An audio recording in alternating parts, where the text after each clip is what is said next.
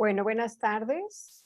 Am, Les damos la calurosa bienvenida a nuestro seminario, ¿no? De ecología política, perdón, y de estudios socioambientales.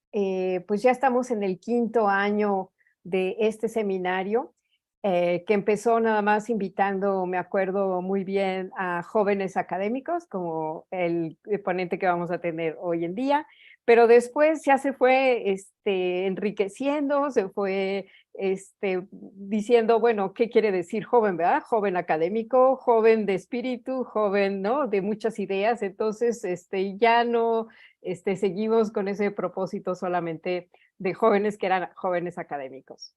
Pues en ese quinto año hemos tenido una gran riqueza teórica, metodológica, ¿no? Expuesta por todas y todos los ponentes que nos han hecho el honor de participar en nuestro seminario. Tenemos conferencias de todas las áreas de la ecología política y de una gran gama, ¿no? De lo que consideramos como estudios socioambientales, que a veces podemos pensar que realmente ya se volvió como un diplomado, ¿no? De realmente temas que nos hacen reflexionar de qué estamos haciendo, quiénes son los beneficiados de esta crisis y devastación socioambiental, quiénes son los que sufren, ¿no? De eso a pesar de contribuir poco, y cuáles son esos rumbos futuros que queremos. Claramente, entre todas las conferencias que ha habido, pues todos coincidimos, ¿no? En que la parte ambiental o lo que, ¿no? Se llama como naturaleza o lo que se llama como lo ecológico, pues son procesos claramente sociopolíticos y que cada vez es más importante en saber quiénes están tomando las riendas sobre esto.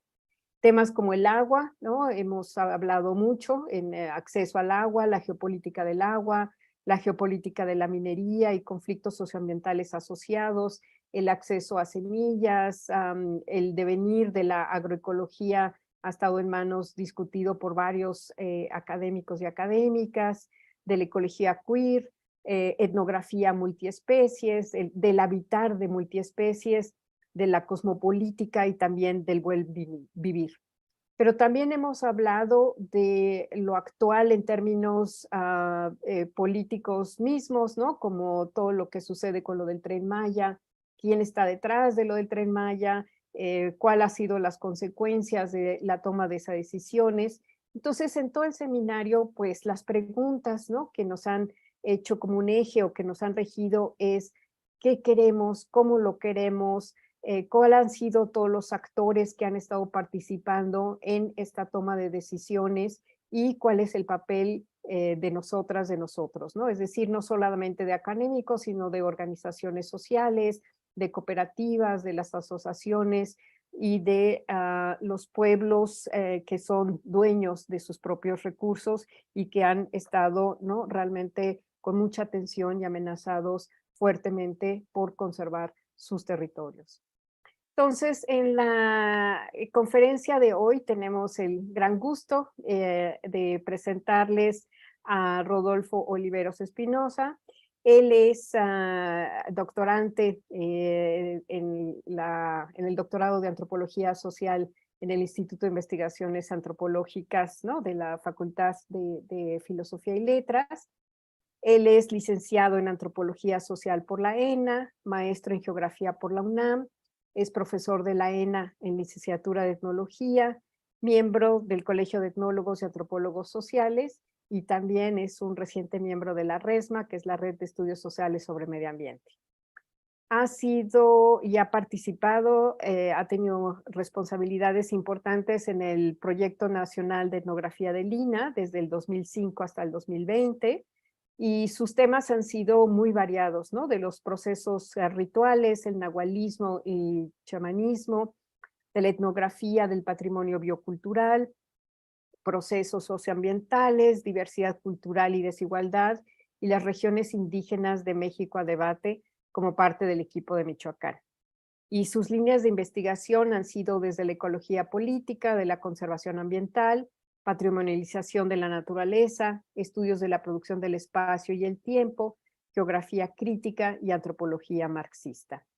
Entonces le vamos a dar la palabra, pero antes, digamos, vamos a presentarles el programa que ya está completo y para eso voy a compartir mi pantalla para que ustedes puedan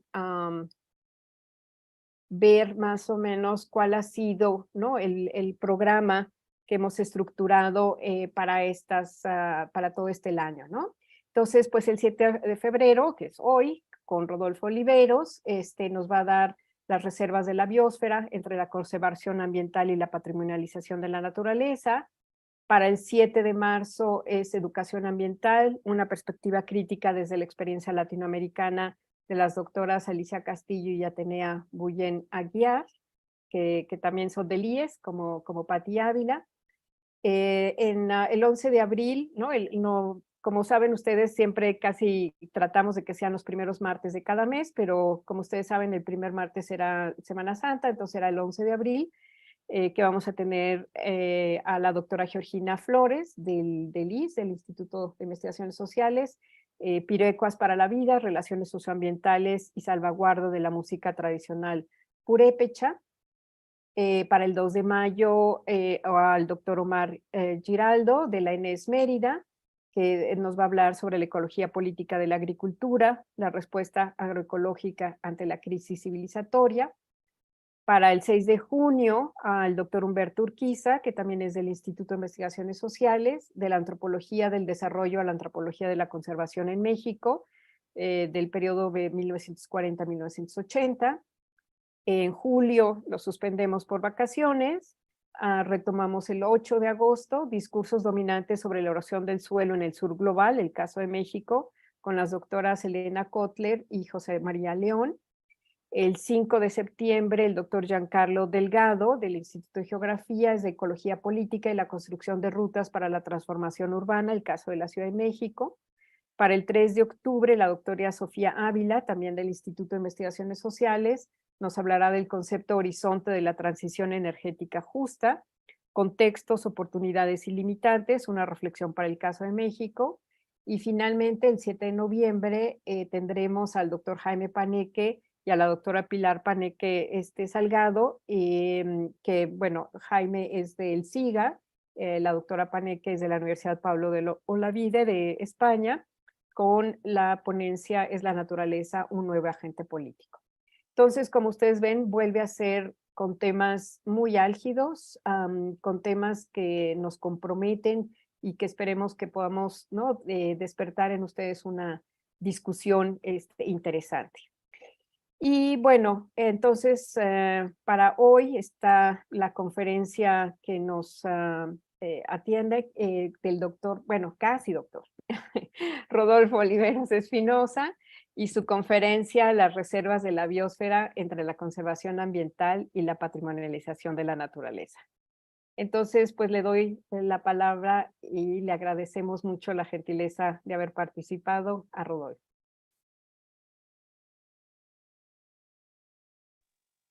Sí, pues muchas gracias por la invitación.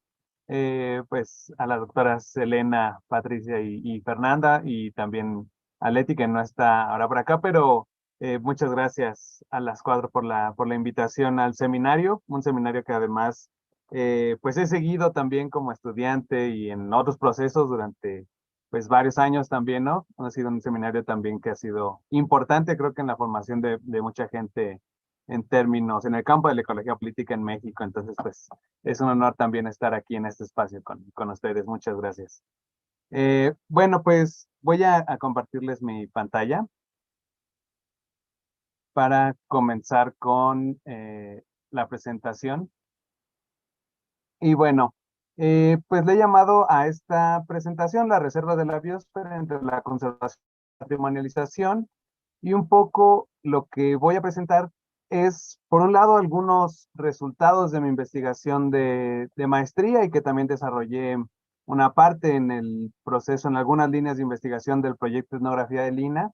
Y por otro lado, algunas líneas que también estoy comenzando a trabajar sobre precisamente la idea de patrimonialización, ¿no? Este proceso que estamos viendo desarrollarse a partir de los procesos de conservación ambiental. Entonces, bueno, vamos a platicar un poco de esto, algunas ideas, algunas reflexiones generales y puntualizar, finalmente, a tratar de aterrizar estas ideas con el caso de la reserva de la biosfera mariposa monarca en 2 comunidades en Michoacán, donde he podido desarrollar una investigación a más largo plazo y donde podemos ver estos procesos, estas líneas generales de manera mucho más puntual. Bueno, pues voy a comenzar con esta parte. Eh, pues la investigación que estoy llevando a cabo actualmente, pues es precisamente analizar las políticas de conservación ambiental y de patrimonialización de la naturaleza en contextos de crisis socioambiental y cambio climático.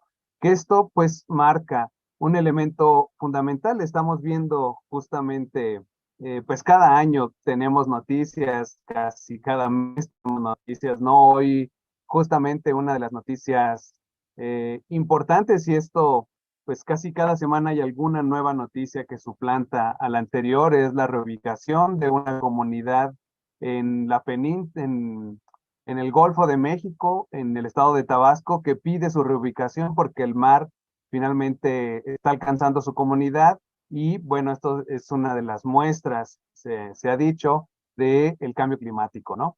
Entonces, tenemos todo el tiempo este contexto de crisis socioambiental y de cambio climático, y al mismo tiempo un auge cada vez también más intenso, que va cambiando de ritmo, pero ha sido constante, de procesos de conservación ambiental y de patrimonialización de la naturaleza.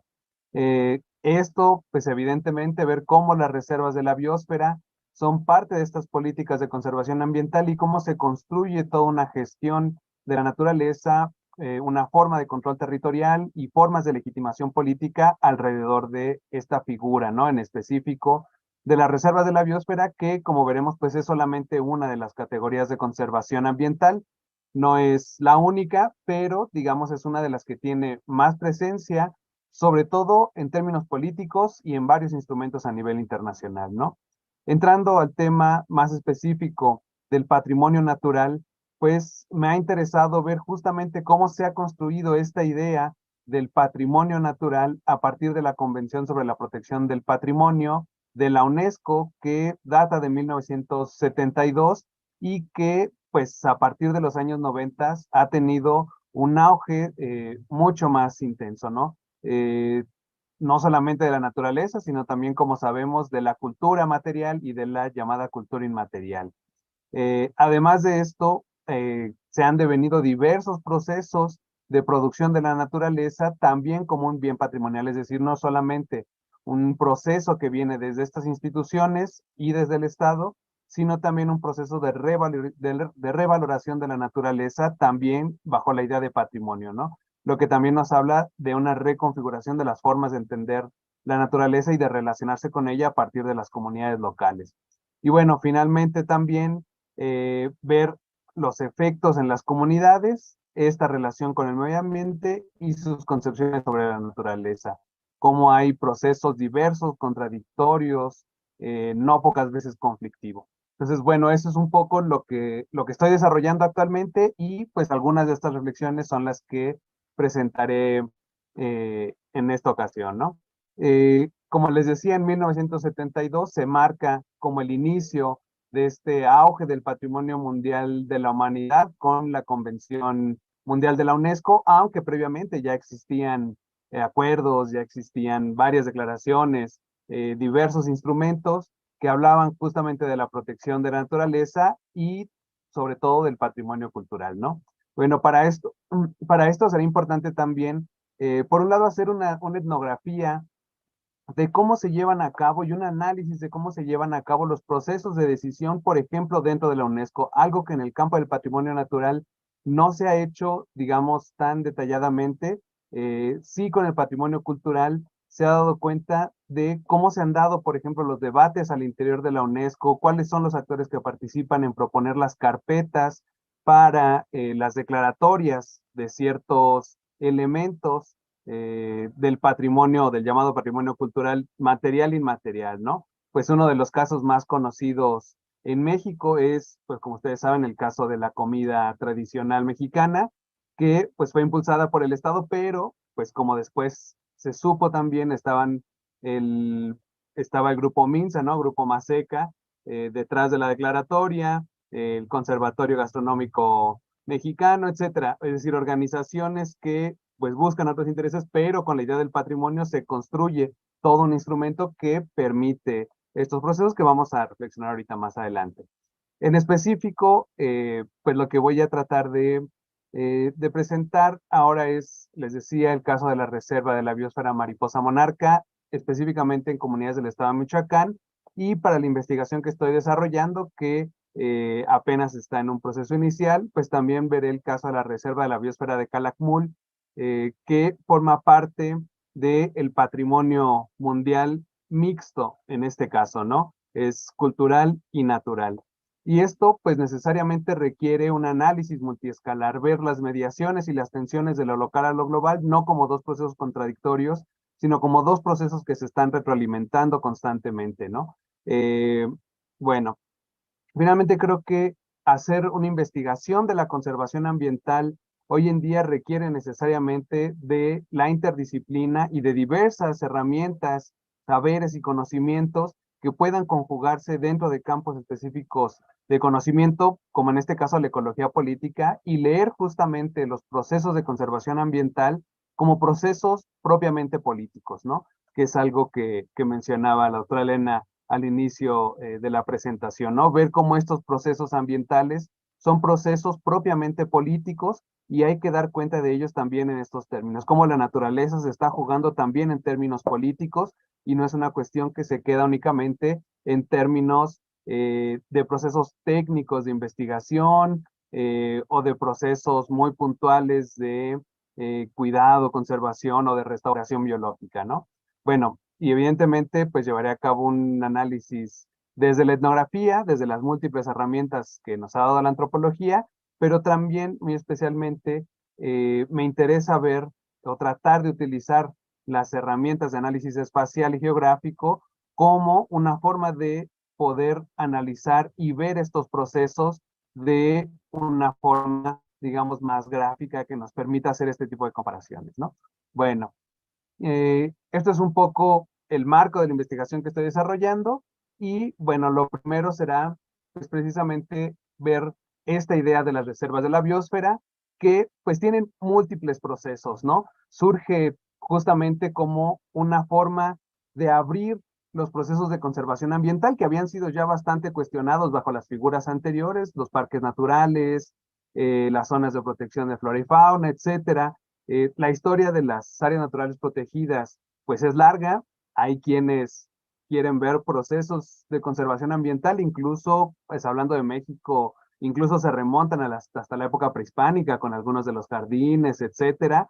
Pero si hablamos de la época moderna, pues podemos ver el caso de Yellowstone como uno de los primeros procesos del cual pues se ha investigado ya bastante su historia y que desde su origen podemos decir las reservas de la biosfera han estado marcadas por el despojo, por un lado, territorio de los pueblos de las primeras naciones, habitaban en esa que hoy es una de las reservas más icónicas del mundo, pero también la tendencia y la necesidad urbana de acercarse a la naturaleza, es decir, procesos de contaminación por el desarrollo de la revolución industrial en Estados Unidos generó la necesidad de espacios naturales de recreación para la sociedad urbana. Entonces, nuevamente, procesos que podríamos decir son rurales, naturales, están en el campo, etcétera, en realidad respondiendo a procesos de urbanización, ¿no? Y digamos, desde su origen, las áreas naturales protegidas han estado marcadas por este proceso muy intenso de despojo, de constante urbanización y de responder justamente a las necesidades urbanas.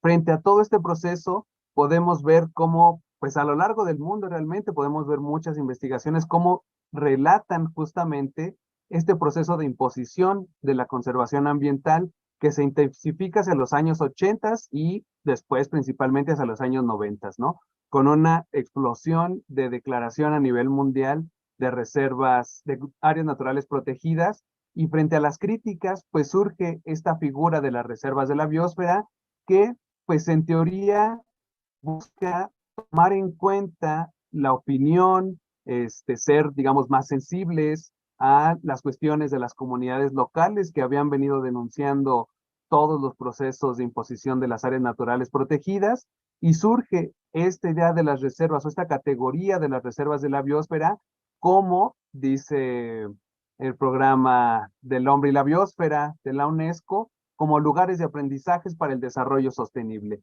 Y esta es otra parte también muy importante, a partir, digamos, también de todas, principalmente de la Convención de la Diversidad Biológica en Río de Janeiro, pues surge y se coloca la idea del desarrollo sostenible como central en relación al patrimonio natural y a las áreas naturales protegidas, ¿no? Precisamente estar viendo cómo estas nuevas figuras de conservación pueden ser una palanca para el desarrollo. La cuestión es cómo se va a entender la idea del desarrollo sostenible. Y ahorita esto, pues, lo vamos a ir viendo un poquito más adelante. También Perdón, nos habla, Rodolfo. Ah, sí, perdona, si podrías minimizar la cajita que está ahí que enseña esa. Si la puedes minimizar para que se pueda leer todo el texto. Ah, perfecto. Ya. listo. Perfectísimo. Gracias, gracias. No, gracias. Bueno, entonces, justamente, pues la Perdón, UNESCO y nos ya, y dice, ya no te vemos. ¿Te puedes abrir tu cámara? Porque ya no te vemos. mm, sí, yo la tenía encendida. Ahí está, Ok, ok. perfecto. Gracias, Ahí está. gracias, Rodolfo. Perdón. Sí. Eh, bueno, entonces nos dice la UNESCO, son lugares que brindan soluciones locales a desafíos globales, ¿no? Eh, entonces tenemos justamente una serie, una concepción que trata de ser un poco más incluyente, digamos, con las comunidades locales, a diferencia de las áreas naturales, como principalmente los parques naturales que partían de esto que se ha llamado el conservacionismo estricto o biologicista, que no permitía absolutamente ninguna presencia humana, salvo los científicos, muy especialmente, en estas áreas de conservación. Entonces, las reservas de la biosfera se presentan como esta alternativa que además busca incentivar el desarrollo sostenible. Por otro lado, la CONAMP nos dice que son áreas relevantes a nivel nacional, son representativas, son significativamente, que no han sido significativamente alteradas por el hombre y se quieren ser preservados o restaurados, ya sea porque tienen especies representativas, endémicas o amenazadas. Ahorita vamos a ver algunas de las implicaciones justamente de estos términos, ¿no? El desarrollo sostenible, soluciones locales a desafíos globales, la idea de la representatividad de un elemento, etcétera. Y bueno, este auge de las reservas de la biosfera a partir de los años 90, justamente a partir del auge del modelo neoliberal, que no va a ser tampoco casualidad, tenemos que hasta la actualidad, hasta el último conteo del 2023, la Red Mundial de Reservas de la Biosfera cuenta a nivel mundial 738 reservas de biosferas en el mundo, en 134 países. 22 de esas reservas son transfronterizas y México tiene registradas en la Red Mundial de Reservas de la Biosfera de la UNESCO 41 reservas de la biosfera que pertenecen a la región de América Latina y el Caribe, mientras que por el otro lado la CONAMP ha colocado la categoría de reservas de la biosfera a 44 sitios. Y aquí tenemos justamente uno de los primeros problemas con las políticas de conservación ambiental y es justamente cómo se sobreposicionan las políticas ambientales.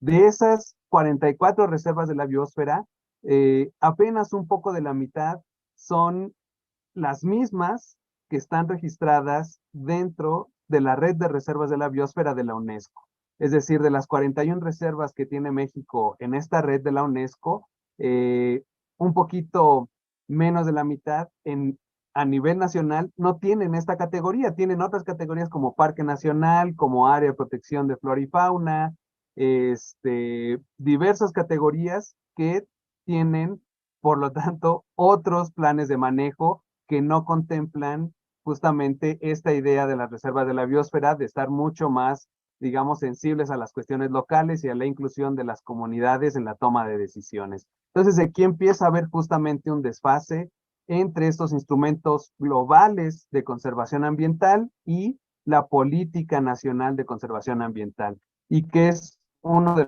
los problemas que también se han podido dar cuenta en diversos países, y en el caso de México, pues también varios investigadores ya han hablado justamente de este problema. Bueno, este es, digamos, el mapa actual de las reservas de la biosfera y de las áreas naturales protegidas en México.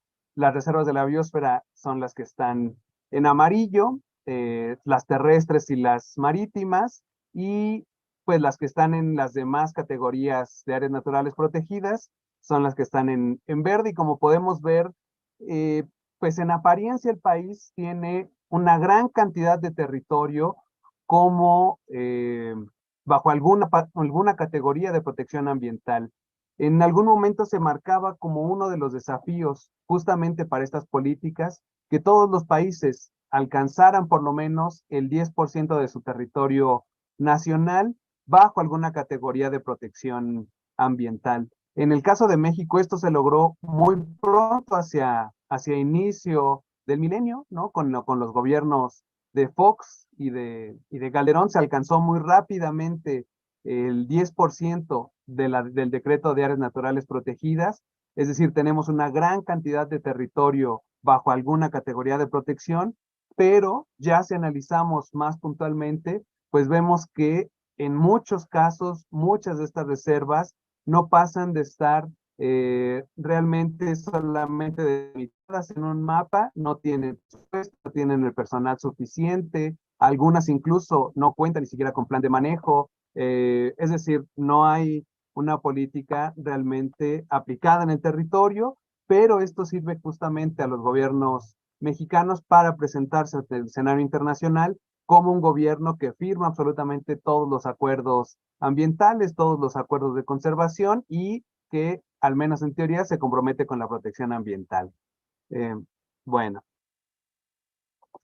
frente a esto, además, pues se conjuga esta idea del patrimonio mundial de la UNESCO, que por un lado hace una separación entre el patrimonio cultural y el patrimonio natural.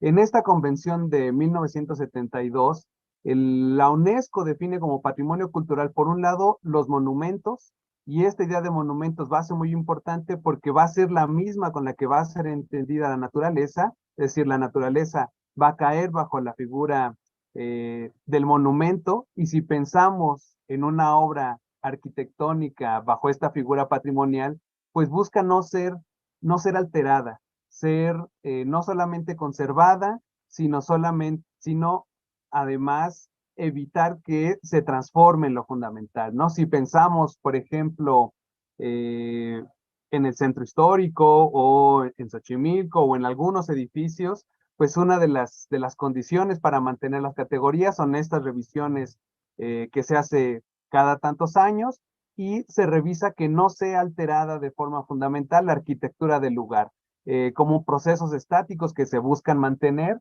en su estructura fundamental. Y esto es precisamente también lo que se intenta hacer, o la forma en cómo se entiende la naturaleza, como un monumento que además posee un valor universal excepcional. No nos dicen cuál es este valor universal excepcional, dan por entendido que existe la idea de un valor universal que es comprendido por toda la diversidad de pueblos y culturas que habitan, pues, a lo largo de todo el planeta, ¿no? Además, digamos, en términos del patrimonio cultural, hay una reflexión ya bastante más profunda sobre la distinción entre patrimonio cultural y patrimonio cultural inmaterial, que, bueno, en próximas sesiones tendremos justamente, podremos escuchar en este seminario a la doctora Georgina Flores, que justamente ha sido una de las que ha puesto el acento en la crítica al patrimonio cultural inmaterial, justamente con el caso de la Pirecua, donde esta idea precisamente del valor universal excepcional y de quién es quien decide qué debe ser patrimonio o no, pues es justamente uno de los puntos conflictivos de la categoría de patrimonio que se ha utilizado por parte de la UNESCO, ¿no? Además, digamos, esta separación entre patrimonio cultural y patrimonio natural se vuelve también un tanto conflictiva al momento de ver procesos mucho más puntuales. Por ejemplo, una de las categorías que subyacen al patrimonio cultural es el patrimonio paisajístico, que es también una de las categorías que que se han utilizado, y es, dicen, la contribución del hombre y la naturaleza, obras conjuntas del hombre y la naturaleza. Eh, También ahí es muy complejo porque hoy podemos ver cómo hay muchos estudios que nos dan cuenta de que las estructuras de los ecosistemas actuales pues no hubieran sido posible o tienen justamente su forma actual por la interacción constante a lo largo de mucho tiempo con las sociedades humanas que ahí habitaron. Es decir, no hay una naturaleza actuando por un lado de forma independiente de la sociedad humana y una sociedad humana actuando de forma independiente. Y entonces, esta categoría de paisaje dentro del patrimonio cultural y no del natural se vuelve conflictivo también. Frente a esto, pues se tuvo que crear también el patrimonio mixto, es decir, el patrimonio natural y cultural, como en el caso de Calakmul, que tiene por un lado patrimonio cultural, que son las zonas arqueológicas, y por otro lado, el área natural protegida, la reserva de la biosfera, que sería su patrimonio natural, como dos elementos que se conjugan en el tiempo, pero que son tratadas de forma separada. Entonces, lo que podemos ver en este caso justamente es una nueva reificación de la separación entre cultura y naturaleza, que ha estado en el centro justamente del pensamiento moderno occidental, que ha separado estos dos ámbitos de la existencia como elementos aislados, como elementos que no se comunican, y es precisamente esta separación lo que dio pie a esta forma de pensar la naturaleza como aquello que debe ser aislado del hombre para su conservación, aislado de las relaciones sociales para su conservación. Lo cual vuelve, pues evidentemente, un poco conflictivo la aplicación de las políticas públicas de conservación ambiental que puedan realmente generar procesos de restauración, pero que además no excluye a las comunidades, ¿no? Bueno, entonces surge también aquí la pregunta de si la naturaleza puede ser un bien patrimonial. Y aquí pues la primera pregunta que surge justamente es, ¿quién decide, quién define qué debe ser considerado un patrimonio? Es decir, ¿quién define que tal área con tal frontera, con tal delimitación, es la que debe estar precisamente delimitada, ¿no? ¿Por qué hasta ahí no otra? ¿Por qué excluir, por ejemplo, en el caso de las reservas de la biosfera? ¿Por qué excluir las zonas de cultivo tradicional en milpa y no incluirlas dentro de las reservas? ¿Quién decide? ¿Quién hace los polígonos y decide esto es representativo? Y aquí evidentemente lo que entra en cuestión es una jerarquización de aquello que se considera propio. Por un lado está lo que las comunidades consideran propio en relación a su territorio y a la naturaleza. Por otro lado, lo que el Estado puede considerar bajo un valor excepcional. Y por otro lado, lo que la UNESCO o estos instrumentos internacionales puedan considerar justamente como lo primordial para su conservación. Eh, Esto implica, por lo tanto, que hay una conversión de ciertos bienes naturales en bienes públicos. Es decir, si ponemos el caso de la reserva de la biosfera de la mariposa monarca, que es patrimonio mundial de la humanidad, ya no compete únicamente a las comunidades su conservación, sino en este caso, pues, a la humanidad en su conjunto. La cuestión es quién aplica y quién acata las políticas, los lineamientos, las delimitaciones de las actividades que se pueden hacer. Además, están sujetos a valoración y selección. ¿Cuáles son aquellas valoraciones que van a ser más importantes para determinar que un bien natural deba ser considerado patrimonio? Y esto es otro elemento que también coloca en desventaja a los actores locales, porque fundamentalmente lo que está marcando y lo que se vuelve fundamental en la delimitación de las áreas naturales protegidas, pues son las valoraciones, podríamos decir científicas, ¿no? De las instituciones que toman estas decisiones y de los actores políticos que tienen mayor peso.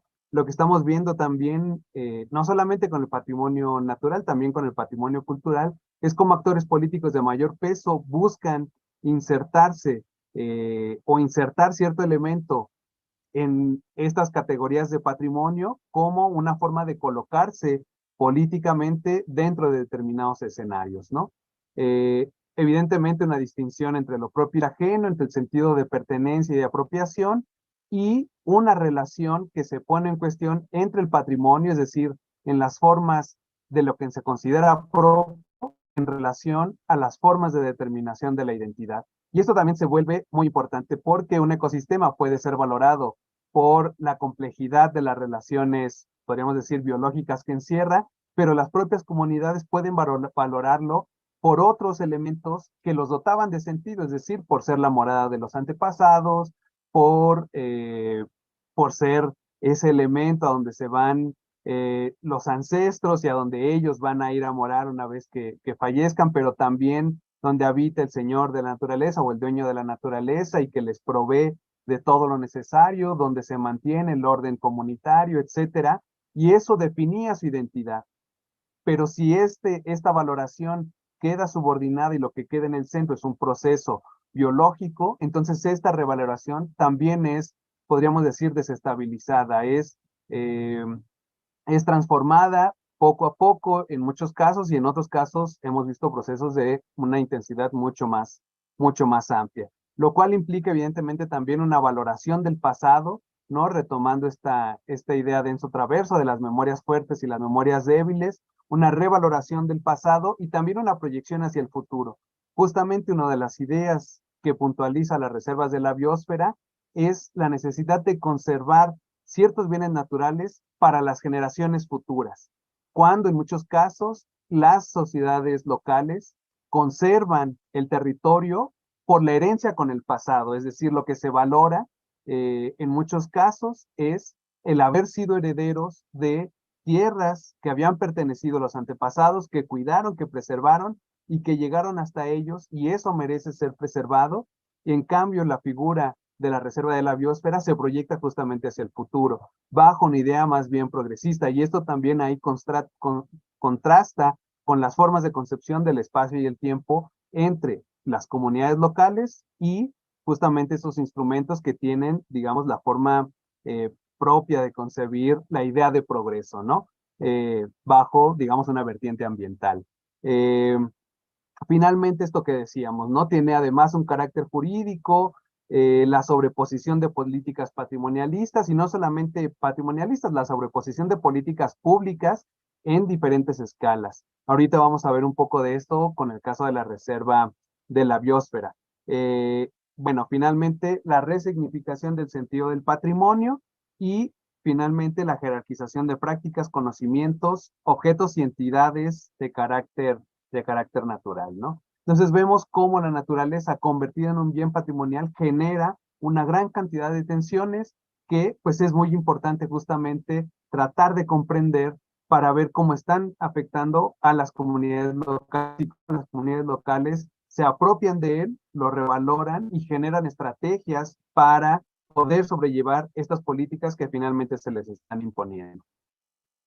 Bueno, estas tensiones, algunas de estas ya las fui mencionando, estas tensiones que atraviesan el proceso de la patrimonialización es una tensión entre lo universal y lo particular, entre estos llamados valores universales, esta distinción entre cultura naturaleza y sociedad naturaleza, la distinción entre lo material y lo inmaterial, y aquí también esto ha sido ya bastante abordado por quienes estudian el patrimonio cultural, hasta dónde un elemento de la cultura material puede ser sostenido y preservado sin las prácticas, sin los conocimientos y en donde se puede objetivizar, concretar la cultura inmaterial, si no es también en las acciones, en los objetos, en las indumentarias, etcétera, ¿no? Es decir, también necesitan del elemento material y sin embargo se hace esta distinción entre lo material y lo inmaterial. Y aquí nuevamente el caso de la naturaleza se vuelve también importante porque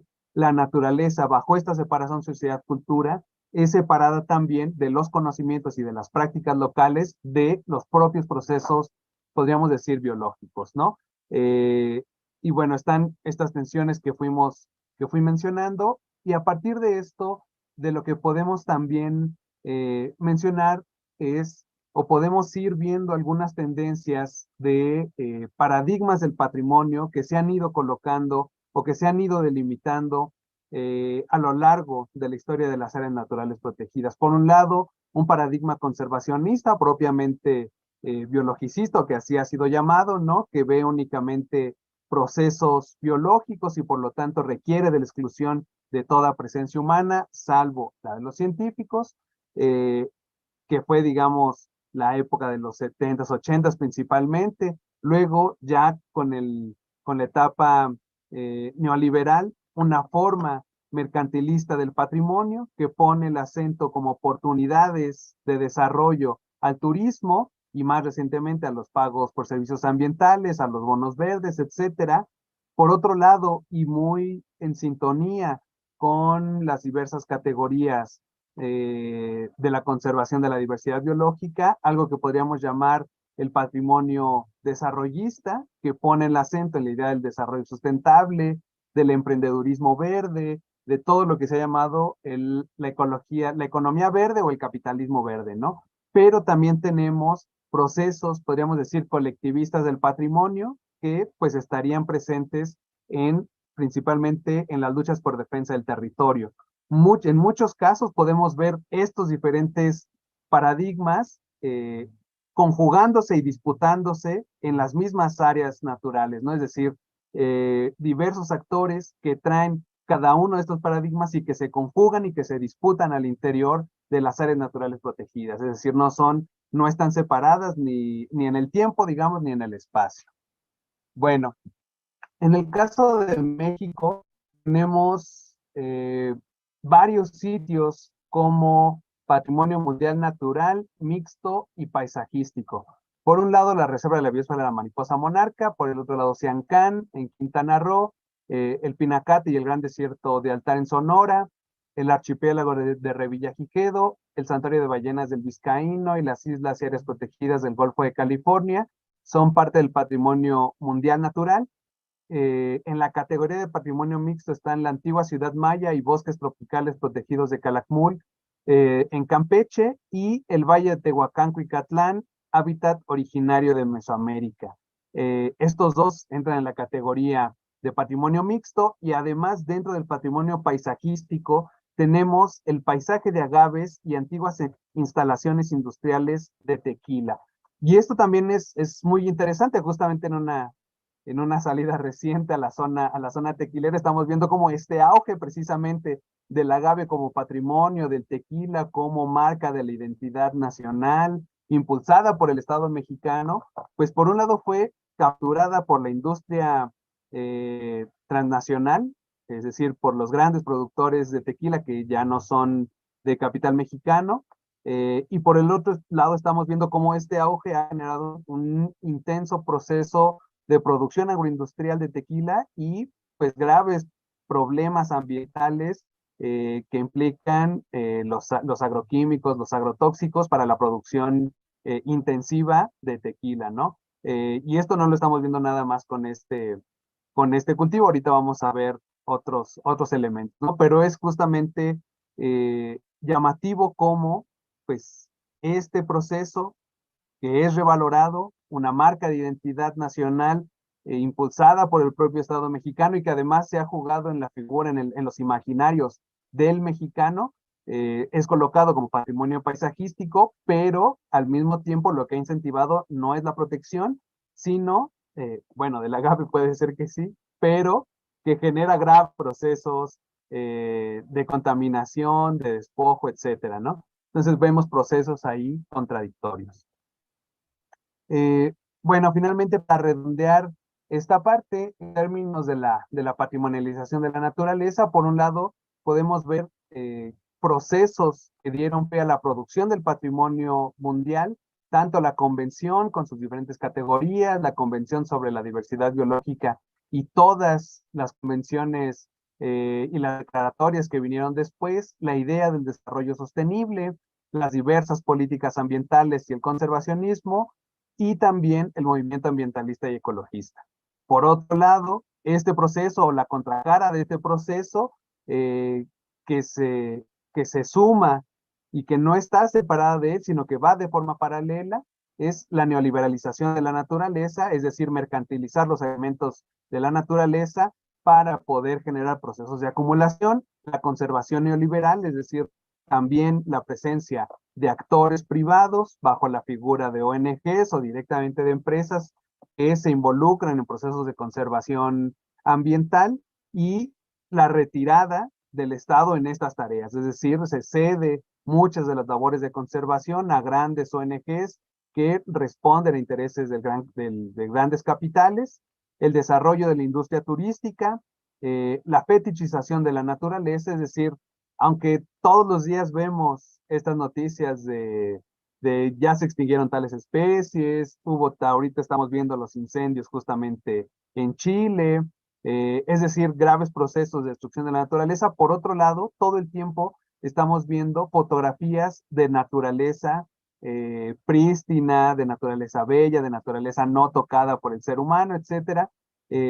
También un proceso del capitalismo verde, es decir, especular con la conservación natural, donde entran procesos de financiarización como los bonos verdes, y frente a esto también, pues graves procesos de crisis ambiental y cambio climático, y por un lado, salidas que proponen, salidas utópicas del capital, que se proponen desde la geoingeniería, y salidas tecnológicas, ¿no? Y aquí estamos viendo también una disputa muy importante por cuál va a ser la salida que se le va a dar a este grave proceso, ¿no? Y esto es, digamos, paradójico porque mientras más se han incrementado las áreas naturales protegidas, es decir, la superficie de áreas naturales protegidas a nivel mundial, también es cada vez más profunda la crisis ambiental y el cambio climático, ¿no? Es decir, pareciera que estos instrumentos, pues realmente no solo no han logrado revertir, sino que han ido a la par de la profundización del problema que han intentado tratar de contener. Frente a esto, además, pues vemos también procesos de defensa y de revalorización del territorio y de apropiación del patrimonio desde lo colectivo, es decir, no solamente procesos que podríamos decir negativos o destructivos de la naturaleza, sino también procesos de revaloración que se van tejiendo desde abajo.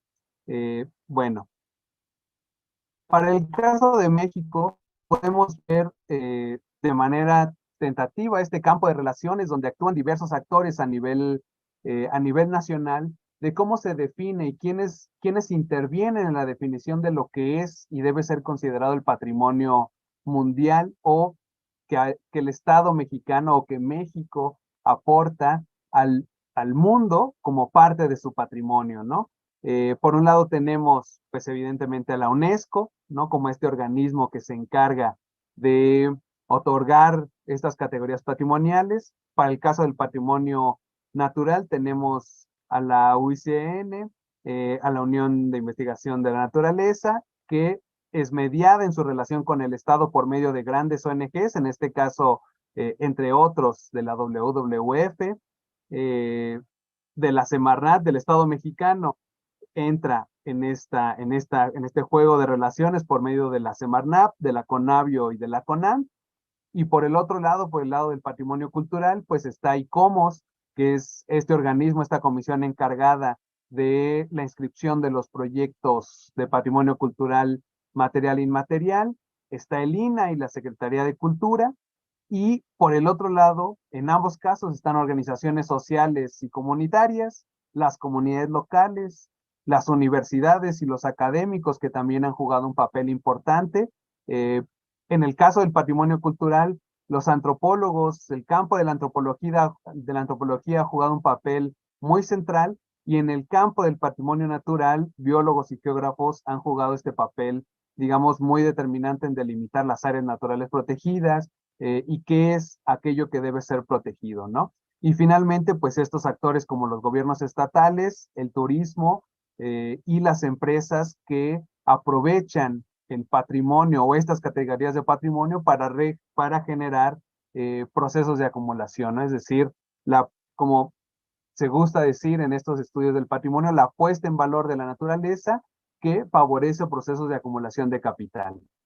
Bueno, En el caso eh, de México, lo que podemos ver es que hay pues una tensión ahí muy importante, ¿no? Entre la producción o la conservación. Y podríamos decir, es una tensión que pone al patrimonio natural en la encrucijada.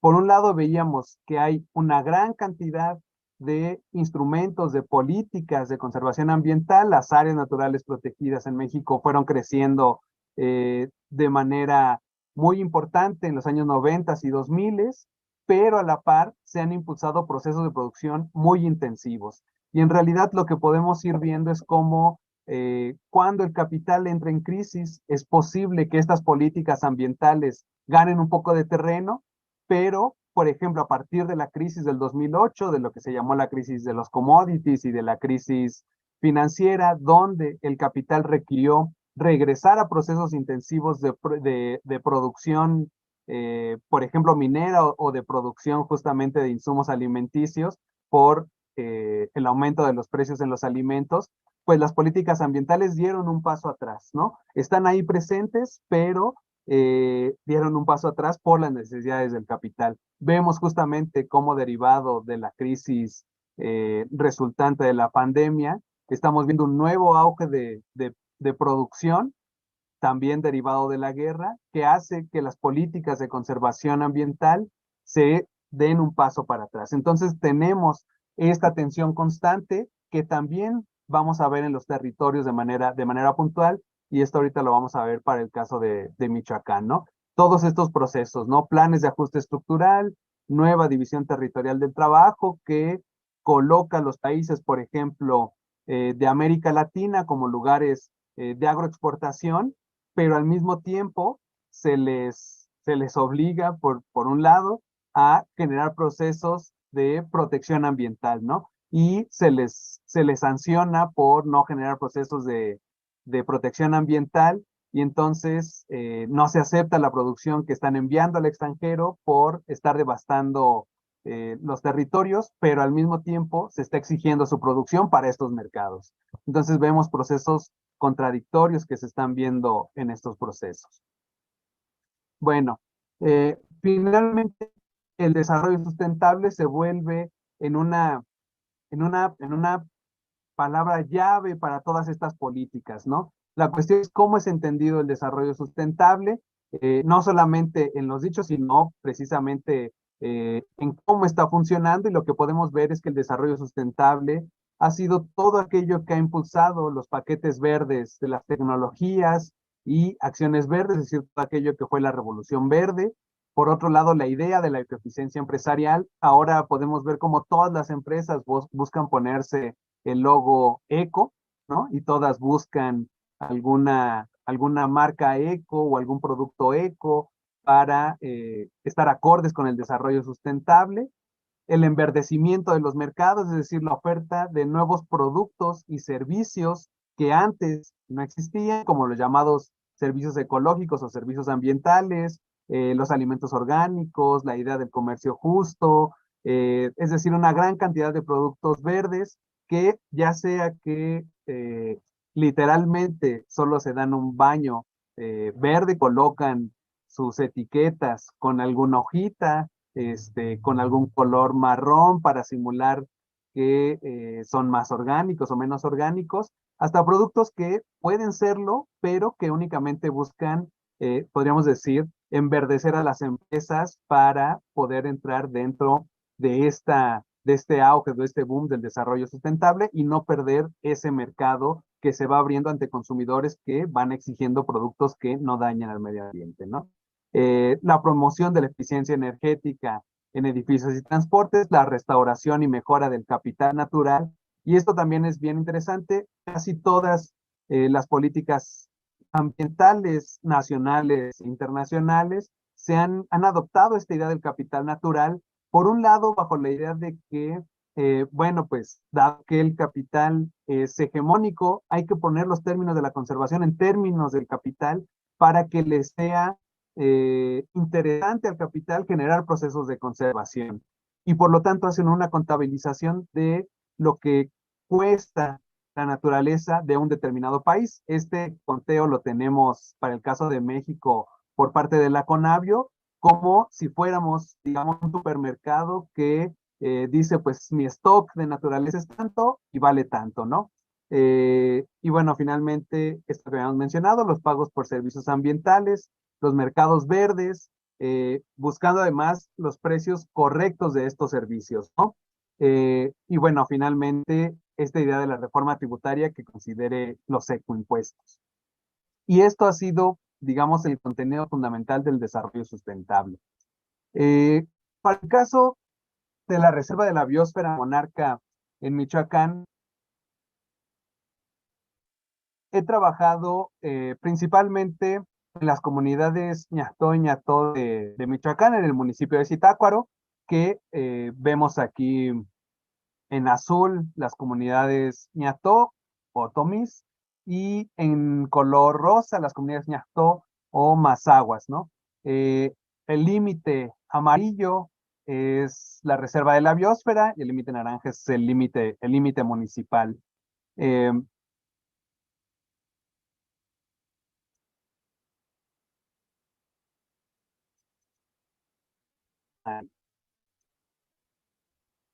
Creo que este no se ve. Bueno, eh, aquí una parte, digamos, importante de esta región es justamente que es cabecera de cuenca, que va a aportar agua de manera muy importante a todo el sistema Lerma-Cutzamala, que va a pasar por medio de la presa del bosque, ¿no? Casi todas las comunidades Ñaxtó y Ñaxtó se encuentran, pues, precisamente en la reserva de la biosfera, en toda la zona serrana, y pues toda la cuenca va a ir bajando justamente hacia la presa del bosque. No solamente va a alimentar la ciudad de Zitácuaro, sino además, pues, de la presa se va a conectar ya directamente al sistema que, pues, nutre a la Ciudad de México.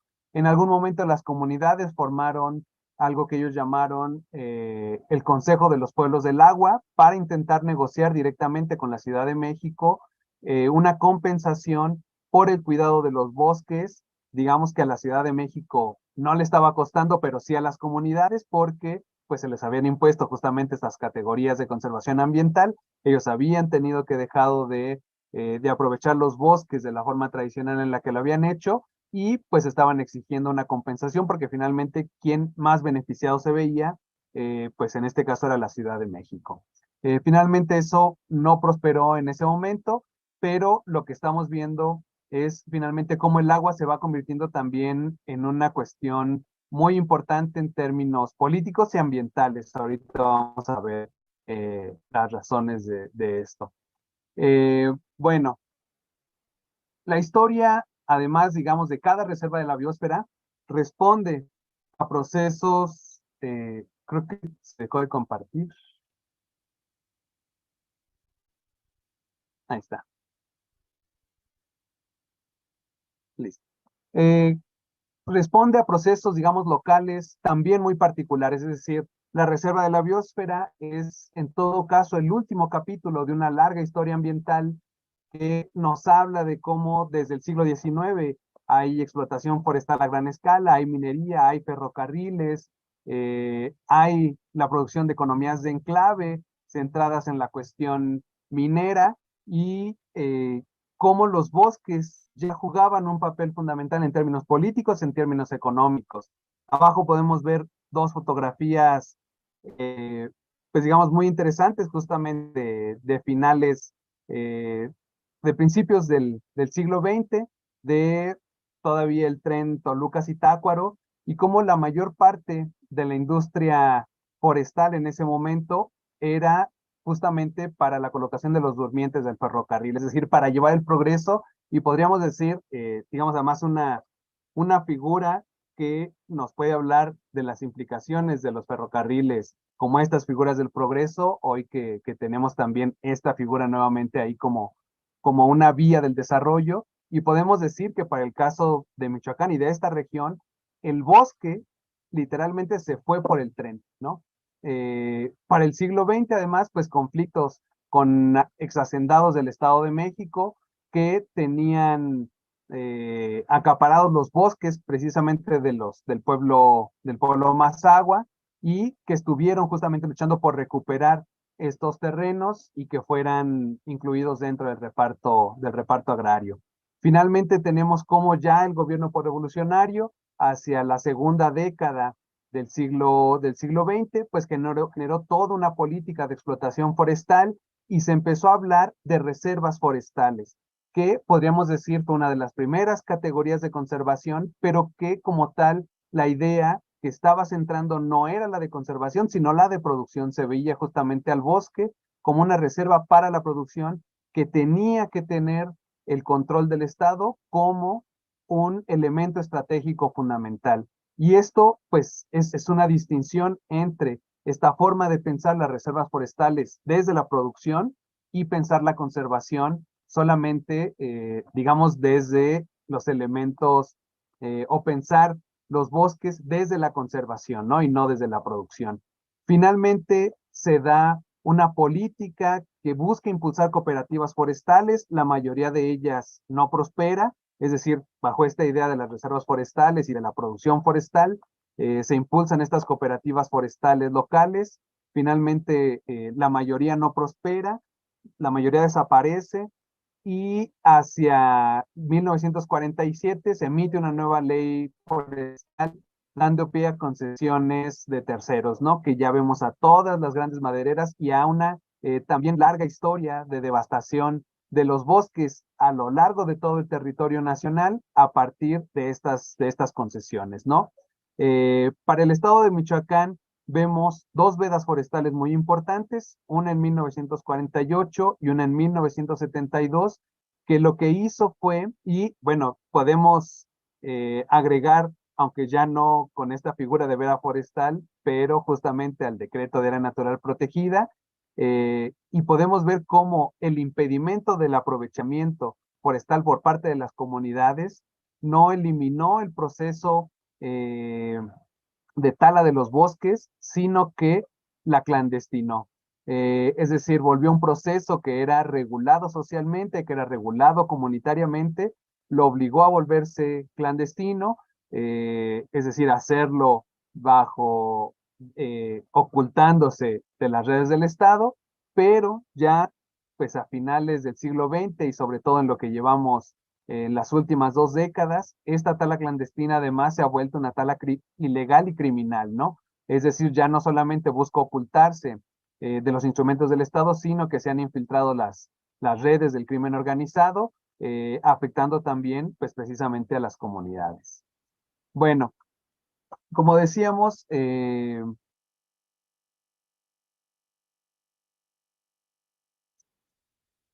la Reserva de la Biosfera tiene una larga política de protección ambiental desde 1974 con el llamado descubrimiento de los santuarios, eh, que bueno, es una historia que también ya más o menos se ha relatado muchas veces. En 1980 fue el primer decreto con 16,000 hectáreas como zona de reserva de refugio y fauna silvestre. En 1986 ya bajo la figura de Reserva Especial de la Biosfera, y hacia 1996 con la recategorización como área natural protegida de la mariposa monarca. Ya para el año 2000 se le da la categoría. Y había una manchita negra, Rodolfo, que no permitía ver. Ah, ya aquí se quitó. Perfecto. Sí, creo que ya se quitó, ¿verdad? Sí, Sí, creo, bueno, gracias. gracias. Para el año 2000, pues ya la figura contemporánea de la Reserva de la Biosfera, bajo esta figura ya, digamos, de la UNESCO, ya bajo la definición de la UNESCO, y que se amplía de 16,000 hectáreas a 56,000 hectáreas, y hacia 2006 se le declara Patrimonio Mundial de la Humanidad, y ya solamente hay una reclasificación de la zona núcleo en el año 2009. Y hacia el año 2011 comienza el pago por servicios ambientales en una de las comunidades ñactó, que es Crescencio Morales. Lo que vemos a lo largo de toda esta historia es un poco lo que relatábamos al inicio. La propia reserva fue decretada sin consultar a las comunidades, y la primera respuesta de las comunidades, dado algunos antecedentes que había habido en otros decretos de áreas naturales protegidas en el país, fue pensar que sus tierras iban a ser expropiadas y algunas de las comunidades lo que hicieron fue talar los bosques de manera intensiva, buscando aprovechar económicamente lo más posible los bosques antes de que les fueran arrebatados, y esto precisamente pues por una mala comunicación, por no consultar a las comunidades y por finalmente imponer una figura en sus propios territorios sin tomarlos en cuenta. Evidentemente, el plan de manejo tampoco se hizo tomando en cuenta las comunidades, es decir, en la letra toma en cuenta las comunidades, pero en su formulación no se toma en cuenta las comunidades, ¿no? Es decir, muchas de las reservas lo que han generado es un proceso contrario al que buscaban generar, es decir, eh, la tala del bosque frente a su conservación. Y esto justamente por la forma en cómo fueron implementadas. Para el caso de la reserva, podemos ver cómo la mayor parte de los predios o de los territorios que conforman la reserva de la biosfera son ejidos y comunidades, es decir, tierras comunales. En ambos casos, propiedad social que tienen más de 40,000 hectáreas, es decir, la gran cantidad de territorio de la reserva son ejidos y comunidades, un poco de propiedad federal y de propiedad estatal, pero realmente el grueso del territorio es territorio de comunidades indígenas en el estado de Michoacán y en el estado de México. Y esto además, digamos, tiene una importancia fundamental porque se da la sobreposición además de otro tipo de políticas, como decíamos hace rato. Está la cuestión agraria, está la cuestión de la producción que se sobrepone a la cuestión de las áreas naturales protegidas. Es decir, tenemos múltiples figuras jurídicas que están regulando el territorio y frente a toda esa, digamos, telaraña de relaciones, pues las comunidades tienen que mediar con una y otra agencia del gobierno, con ONGs, etcétera, para seguir manteniendo el control de su territorio. En el caso de las dos tenencias en las que hice la mayor parte de la investigación, en Crescencio Morales, tiene tanto tierras comunales como ejidales, tiene una gran cantidad de territorio en zona núcleo y en zona de amortiguamiento, y es el predio que más, o la tenencia que más aporta territorio a la reserva de la biosfera, que es este verde intenso, es el predio más grande de una comunidad más agua y que sin embargo no cuenta con ningún santuario y por lo tanto con entrada turística para la derrama económica, y a pesar de ser la que más territorio aporta, pues digamos no le llega el desarrollo sostenible que promete la reserva de la biosfera, ¿no? Tiene que acatar estas medidas y llegan los pagos por servicios ambientales, que lo que ha generado es una disputa al interior de la comunidad por ver quién precisamente accede a estos recursos. Por otro lado, una comunidad ñató, una comunidad otomí, que tiene una cantidad mucho más pequeña de territorio dentro de la reserva, que es este pequeño predio, eh, pero que también ha generado procesos de disputa al interior, aunque en este caso en realidad lo que pasa es que para la comunidad realmente la reserva de la biosfera es algo lejano. Si uno le pregunta al grueso de la comunidad, pues la reserva de la biosfera está en el Rosario, es decir, donde está la entrada de los turistas, y el actor que se ha colocado como el actor central de la reserva en las comunidades es justamente esta figura del turista y también de la mariposa, pero bajo una forma distinta a como había sido abordada o entendida por las propias comunidades. Bueno, la reserva de la biosfera pues ha generado en estas comunidades una transformación en las relaciones al interior de las comunidades, pero también en la relación de las comunidades con el territorio. Por un lado había una relación, o la relación, podríamos decir, tradicional de la mariposa monarca con el pueblo ñactó y ñactó.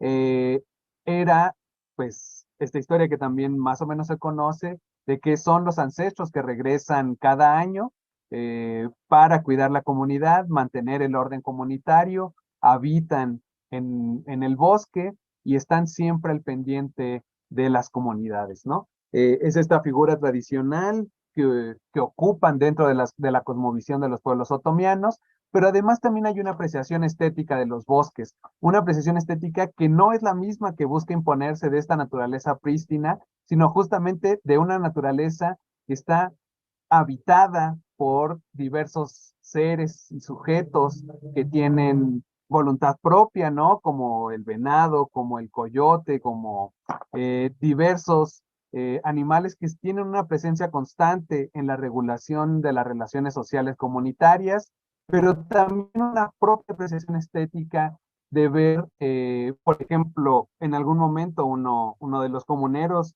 nos llevaba a uno de los lugares donde llega a descansar la mariposa monarca y dicen, pues me gusta venir a verlos, me gusta venir a ver a las mariposas, ver cómo comen, etcétera. Y sabemos que cada año va cambiando de lugar porque sabemos cuáles árboles les gustan, cuáles árboles no les gustan. Es decir, tienen una apreciación estética propia a partir de su propia forma de relación con este, con este lepidóptero. Bueno, Perdón, evidentemente Rodolfo, hay una... ¿Sí? si puedes ir cerrando como en 5, 7 minutitos, por favor. Sí, sí, sí, ya Ok, voy hacia. ok, gracias. Eh, Evidentemente hay una territorialidad comunitaria propia, una forma propia de entender el territorio y a esto se suma además pues la propia historia agraria, ¿no? Una historia donde también para el caso de Michoacán, principalmente en la comunidad de San Felipe, una presencia muy importante de la UCES, esta organización agraria, agrarista, bajo la figura muy importante de Efraín Capiz, que también fue importante en la recuperación de una cantidad importante de la tierra ejidal y constantes arreglos institucionales locales en la regulación de la tierra, ¿no? Por otro lado, la reserva ha generado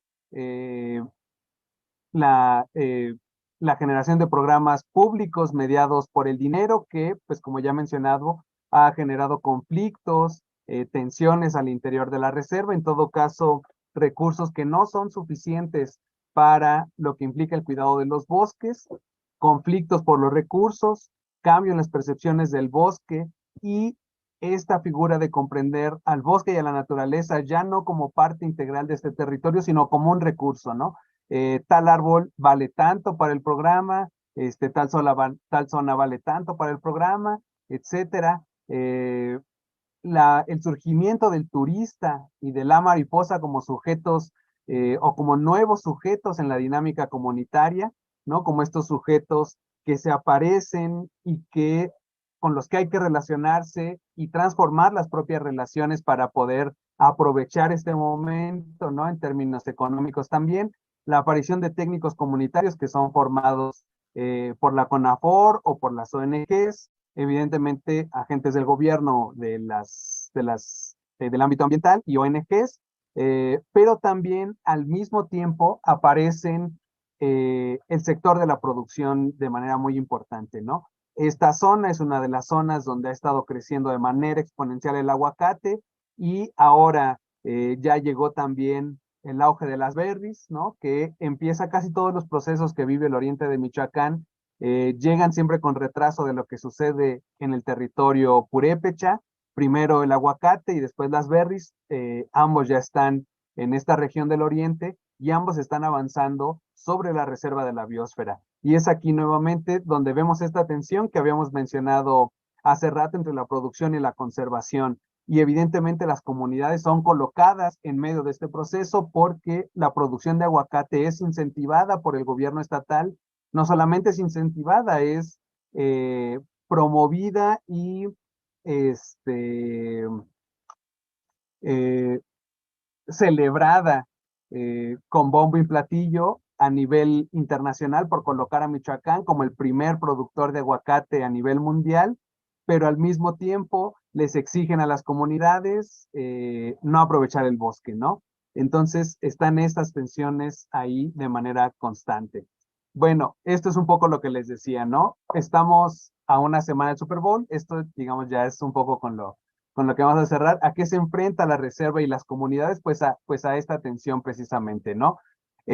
a una semana de que sea el Super Bowl, y el gobierno de Michoacán, de Alfredo Ramírez Bedoya, de Morena, promoviendo junto con esta organización Avocados por México, la exportación de 135,000 toneladas de aguacate michoacano, celebrado ahí dando la patada de inicio de que se mandaron estas toneladas, pero al mismo tiempo hoy vemos como una de las noticias fue que fue presentada una denuncia frente al Comité Intergubernamental del TEMEC en términos ambientales, precisamente por la afectación que tiene el aguacate en los bosques y no cumplir con las regulaciones ambientales firmadas en el tratado.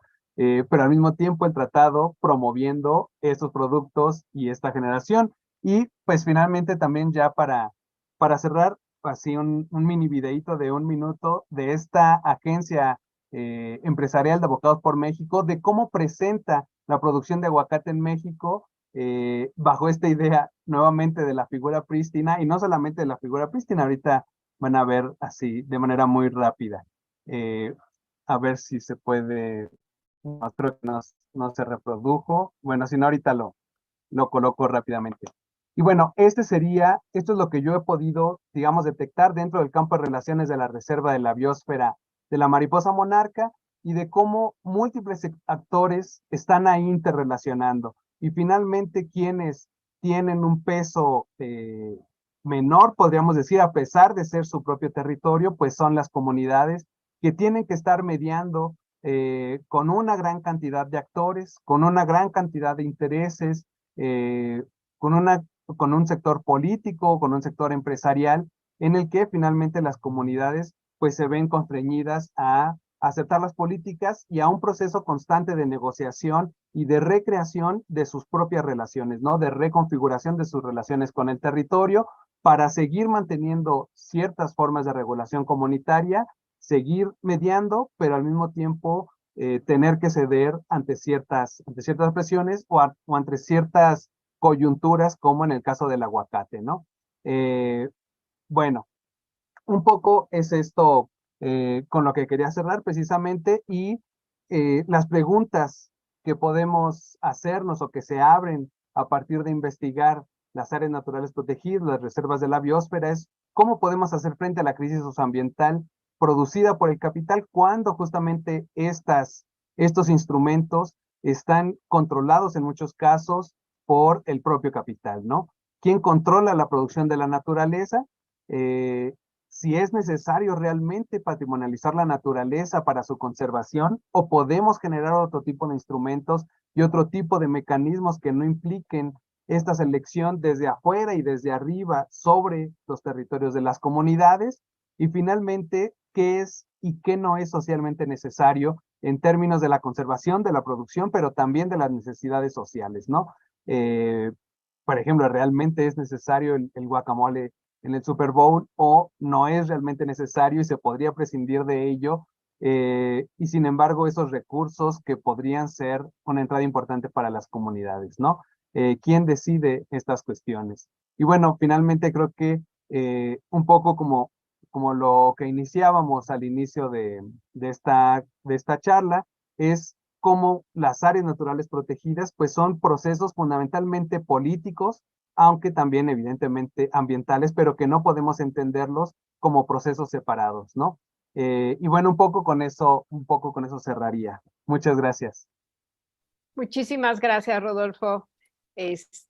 Bueno, pasamos a los comentarios que tiene preparada la doctora Fernanda Figueroa de la Facultad de Ciencias. Adelante, Fer. Yo voy a limitar un poco los comentarios, también para como dejar el espacio para preguntas también del auditorio, que por cierto, en el canal de YouTube pueden, ¿no? Pueden dejar sus comentarios, sus preguntas. A mí me surge o sea, hay como un montón de reflexiones que se derivan de tu trabajo, Rodolfo, porque pareciera que se presenta esto del patrimonio, la UNESCO, como una forma de proteger algo que nos importa a todos, a la humanidad, ¿no?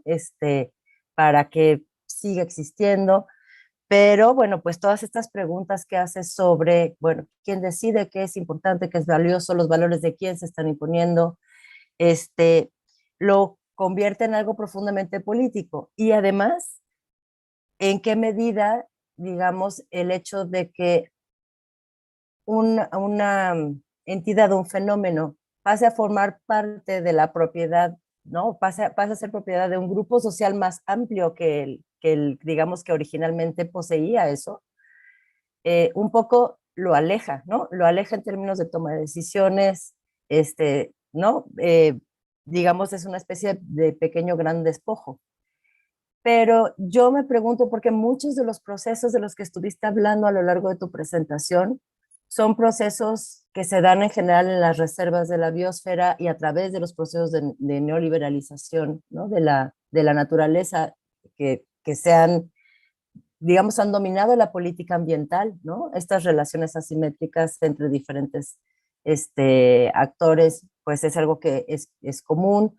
Que se implante el turismo y el pago por servicios ambientales y los mecanismos de mercado, y que todo un poco sea funcional, junto con el hecho de que ni la patrimonialización en las reservas, digamos, atacan las raíces o las causas de fondo de los procesos de deterioro, sino más bien como cubren los síntomas.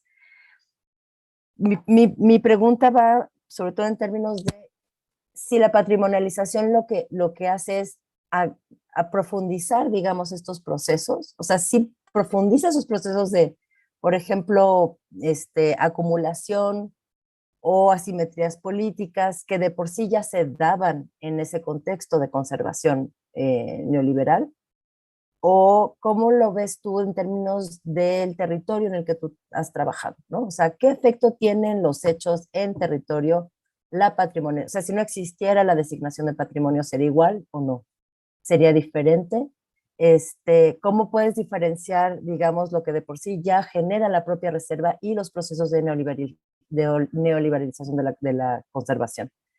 Y bueno, yo quiero dejar también como los comentarios de las demás y de los asistentes, nuestro auditorio. Entonces yo nomás con esa pregunta me estuvo revolviendo en la cabeza todo el tiempo. Ya, gracias. Gracias, Fer. Pues si quieres, la contesta Rodolfo y luego ya, no sé si Leti o Patti van a ver lo de las preguntas, pero si quieres contesta esa mientras que Leti o Patti preparan las siguientes preguntas del público. Gracias. Sí, muchas gracias. Pues sí es, digamos, ya las propias reservas, las propias áreas naturales protegidas implican ya un proceso de patrimonialización, aunque no se utilice el término, ¿no? Porque se está haciendo ya, por un lado, una selección de decir, es importante conservar y preservar tal elemento, ¿no? Tal ecosistema, tal especie, por las razones que un grupo de sujetos políticos ha decidido que es importante seleccionar, conservar y preservar. Es decir, ya hay la producción de un patrimonio con las propias políticas de protección ambiental, ¿no? Ahí ya hay, aunque no se utilice el término, ya hay la producción del patrimonio, ¿no? La cuestión es, digamos ahí precisamente, quién lo está determinando, y hasta el día de hoy quien lo ha determinado es el sector por un lado técnico-científico, por otro lado las agencias gubernamentales y finalmente estas agencias intergubernamentales como la UNESCO, ¿no? Podríamos decir lo que se llama el conocimiento experto, ¿no? Son quienes han definido que eso es lo importante que hay que preservar, frente a lo que las propias comunidades podrían ver como importante de su propio territorio, ¿no? Ya hay una producción de patrimonio. Por otro lado, estas categorías y principalmente la categoría de patrimonio mundial, por un lado, han profundizado el proceso de terciarización de la economía, o ha sido resultado más bien del proceso de terciarización de la economía.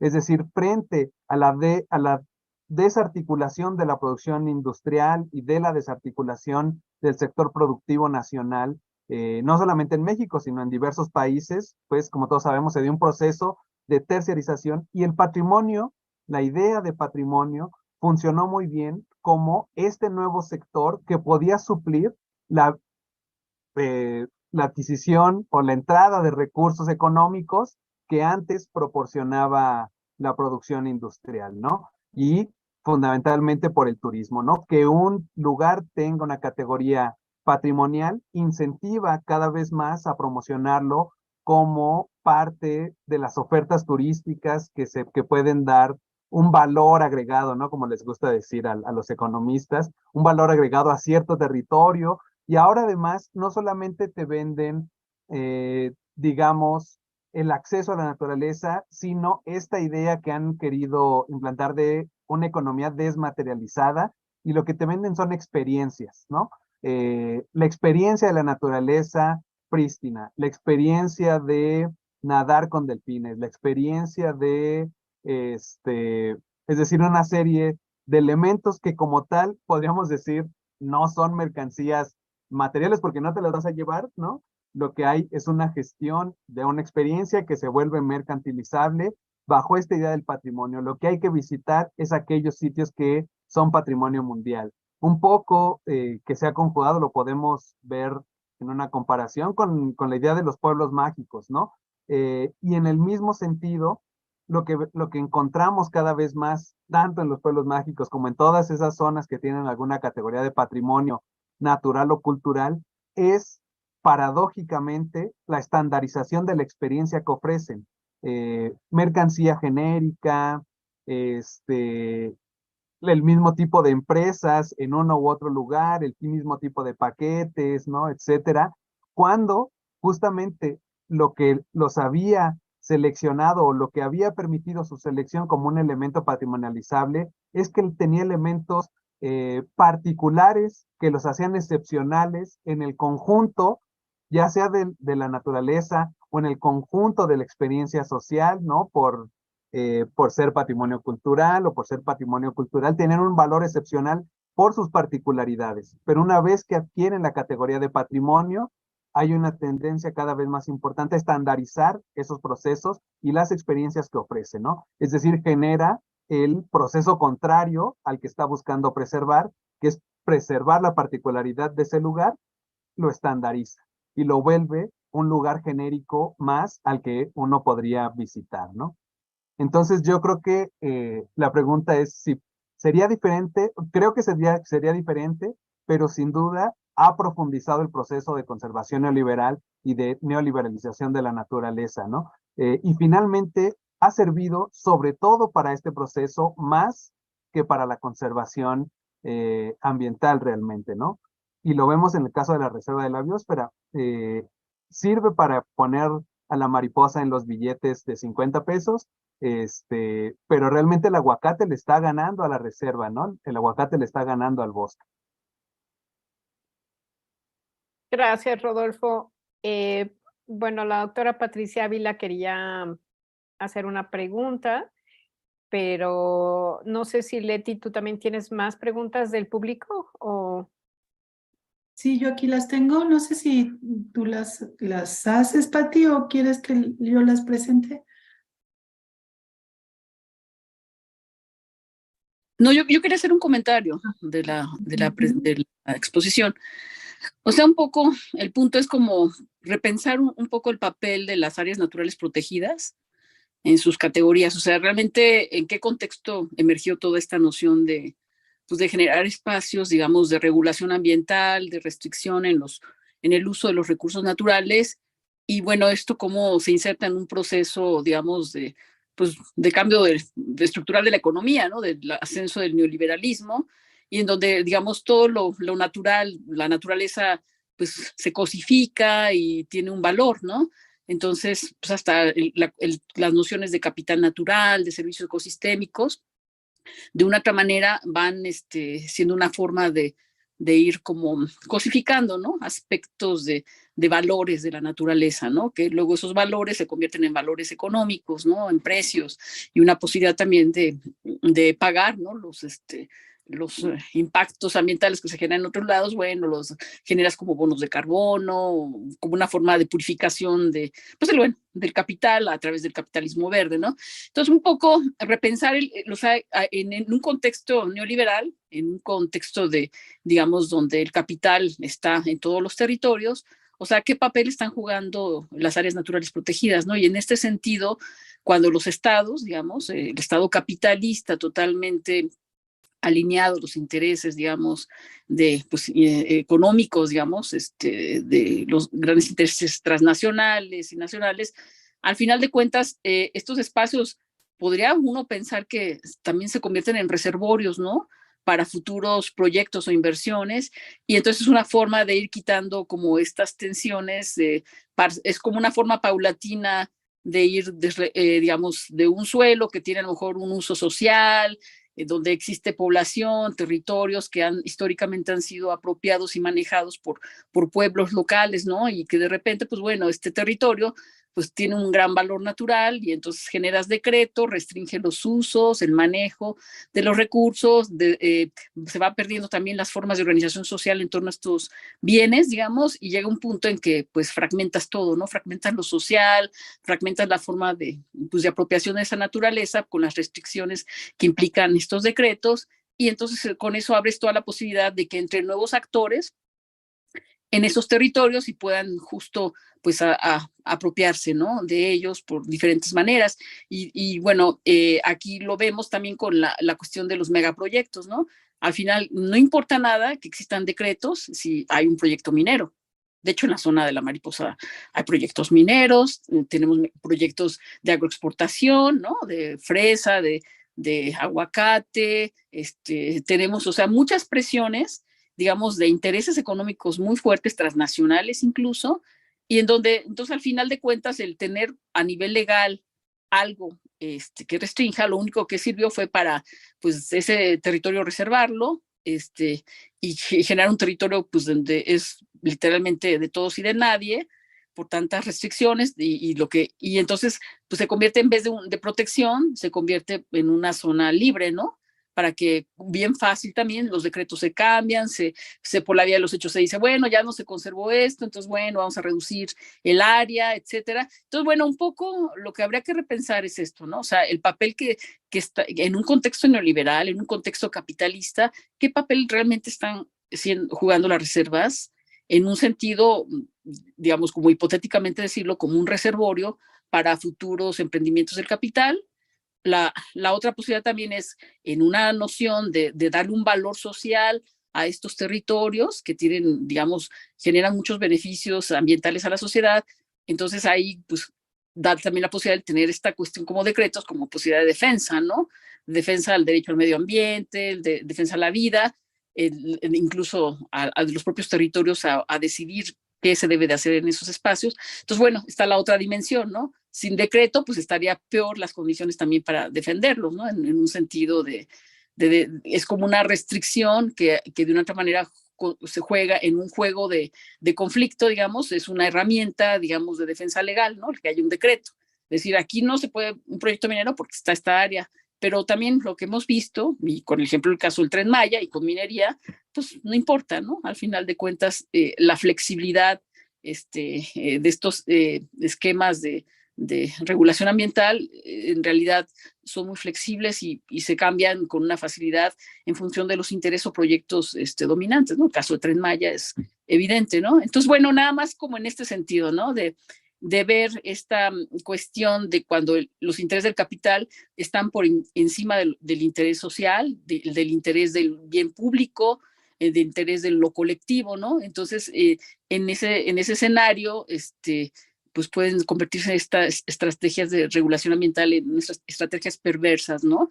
Que sirven para que se dé este proceso de neoliberalización de la naturaleza y de mercantilización de todos los bienes naturales. Sería todo, básicamente, el comentario. No sé si tienes algo que comentarnos. Sí, pues creo que este es un tema fundamental porque digamos que a nivel nacional e internacional, pues se han mantenido de manera, digamos, bastante crítica estas figuras de conservación ambiental, aunque desde las comunidades han generado también proyectos, digamos, que buscan generar alternativas, ¿no? Por un lado, adaptarse a esta imposición y decir, bueno, pues si estas son las nuevas reglas del juego, pues buscamos alguna alternativa. Y por otro lado, a partir de esta, digamos, auge patrimonial de la naturaleza, pues generar una revaloración propia del territorio, ¿no? Entonces, están justamente estos dos procesos en una tensión muy importante y creo que sí es justamente un elemento fundamental, cómo repensar la conservación ambiental en tiempos neoliberales, ¿no? Pensando además que para el caso de México no hemos pasado estos tiempos neoliberales, ¿no? La ley minera es un caso muy claro de esta época que hoy sigue todavía vigente sobre las áreas naturales protegidas, ¿no? Pensando un caso hipotético, ¿qué pasará si se encuentra un yacimiento de litio en un área natural protegida, ¿no? Además, el litio como este elemento central, no solamente para el desarrollo económico, sino para la protección ambiental, porque va a generar la posibilidad de una industria de automóviles eléctricos y toda una industria de producción de energía limpia, ¿no? Entre muchas comillas. Pues ahí va a haber una tensión nuevamente entre producción y conservación, ¿no? Entonces, evidentemente, habría que repensar estas figuras en todas las escalas, ¿no? Desde lo local hasta estos instrumentos internacionales, ver realmente cómo han afectado o favorecido tanto la conservación, pero también el desarrollo de las comunidades en sus propios términos y no en términos de lo que se ha planteado como el desarrollo sustentable, y ver qué posibilidades, qué alternativas hay para generar caminos distintos a este proceso, es decir, procesos de, digo yo, más bien, más que conservación de la naturaleza, de producción de una naturaleza basada en relaciones comunitarias, sociales, donde la mediación fundamental no sea el dinero, sino justamente las relaciones sociales, las relaciones con el territorio, las relaciones con el entorno, ¿no? Eh, Creo que esa parte es muy importante. Gracias, Rodolfo. Entonces, no sé si Leti nos puedes compartir las preguntas o comentarios. Sí, gracias, Rodolfo. Yo llegué un poco al final, pero aquí estoy. Pues muy interesante lo que alcancé a escuchar. Hay aquí algunas preguntas y comentarios, pero antes quería yo también preguntarte algo, un poco en el sentido en el que comentó Patti, es decir, como que es fácil o es más evidente distinguir cuáles son las consecuencias negativas, ¿no? O complejas para las comunidades de vivir en este entramado de tensiones y disputas que implica el establecimiento de áreas protegidas. Pero también es interesante observar que en algunos casos sucede lo contrario y cómo podríamos entender esas situaciones opuestas y que en cierto sentido ofrecen beneficios o oportunidades a las comunidades para proteger sus territorios. Es decir, hay algunos casos como las reservas de la biosfera de Najá y Metzaboc en Chiapas, o el Parque Nacional Marino en Puerto Morelos, o el Parque también marino en Cabo Pulmo, que son reservas que fueron establecidas por petición de las comunidades que justamente a través del decreto intentaron contener diversos dinámicas o procesos que para ellos eran adversas, ¿no? La expansión del turismo y de los operadores turísticos sobre el arrecife de Puerto Morelos, o los pleitos con las comunidades, las invasiones de otros ejidos en el caso de los lacandones, o nuevamente, ¿no? La expansión de turismo masivo en Cabo Pulmo. Todos estos fenómenos logran contenerse con el manejo, el decreto de áreas protegidas. Entonces ahí como que habría que lograr explicar ¿Qué sucedió en estas áreas que no está pasando en la Monarca? ¿Y cómo podría reproducirse esto que pasó aquí en la Monarca, ¿no? Si, o no sé, en otras áreas, por ejemplo en Calakmul, que sé que también trabajas, como que esos podrían ser buenos ejemplos para pensar hacia dónde, ¿no? O cómo hacerlo, entonces, igualmente, ¿no? Aquí en Seúl, la declaratoria de patrimonio del campus, del campus central, pues permitió contener la construcción del Big Grand ahí en Copilco. Entonces, hay también digamos, procesos que operan al contrario y que nos pueden dar explicación de cómo transformar, ¿no? La conservación o qué sería importante en este proceso de transformación. Y la otra es que también las instituciones tienen sus propias tensiones al interior, ¿no? No son así como bloques homogéneos. Por ejemplo, la CONAM, también dentro de la CONAM pues hay muchos intereses diferentes, posturas distintas y también, bueno, ahora que operan con un presupuesto de 0 pesos, no pueden hacer casi nada, ¿no? Ni actualizar el plan de manejo, ni con la participación, ni sin la participación de las comunidades. Entonces también la propia dinámica de las instituciones impacta en lo que sucede con las comunidades. Bueno, esas serían algunas ideas que me surgen con tu exposición. Y luego acá hay algunos comentarios que leo.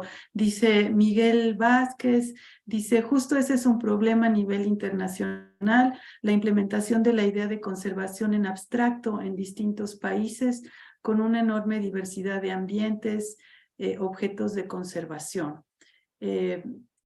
Preguntan también, 11-2016, pregunta, ¿qué pasa con los megaproyectos que atraviesan o pasan cerca de las ANPs? Por ejemplo, el tren en la península de Yucatán. Gracias, es Monse de la Escuela Nacional de Trabajo Social de la UNAM. Creo. Oscar López dice, muy interesante el seminario, las ponencias, saludos. Adriana Michelle González dice, qué bueno que toques el tema del capitalismo verde. Hoy en día muchos expertos en temas ecológicos ignoran este término o simplemente dicen que no existe. Luego dicen que aquí la opción, Karina Rizzo dice, pues la opción es organizarnos y tomar los medios de producción, y algunos se unen a la propuesta. Miguel Ángel Vázquez dice, a mí no termina de quedarme clara la relación entre conservación con patrimonialización, si son diferentes o si solo corresponden a etapas del mismo fenómeno. Mayra Fragoso, gracias por el seminario. Y en resumen, ¿cuál sería la diferencia entre tener solamente un decreto de reservas de la biosfera o cuando el territorio es patrimonio natural o cultural? Miguel Vázquez dice, por supuesto, al presentarse prístimos, como decía Rodolfo, los aíslas y permites la entrada de futuras generaciones, pero de inversionistas. Y finalmente, Karina Rizzo pregunta, ¿tú crees que el turismo comunitario, y sí, desde las comunidades sin intervención, es apropiarse un poco de sus territorios, pensando en que estarían entrando a estos mismos procesos actuales? Muchas gracias, Rodolfo.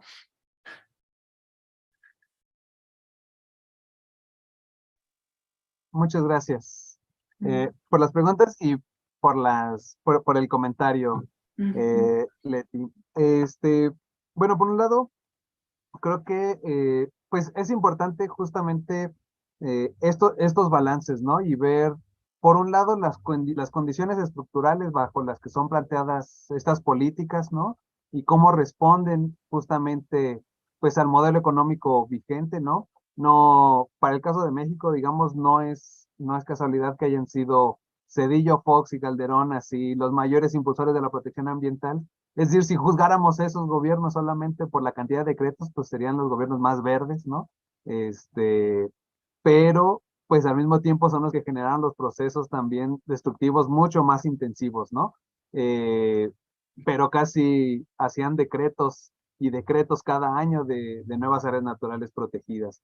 Entonces hay justamente una sincronía con estas políticas de conservación y la imposición de políticas neoliberales, ¿no? Creo que eso va por un lado. Y por otro lado, las historias locales son las que nos permiten ver de manera muy puntual cuando se abren las posibilidades de generar alternativas a estas dinámicas, ¿no? Y cómo estas herramientas, como digamos casi todas las políticas públicas a las que se han enfrentado las comunidades, no solamente las ambientales, ¿no?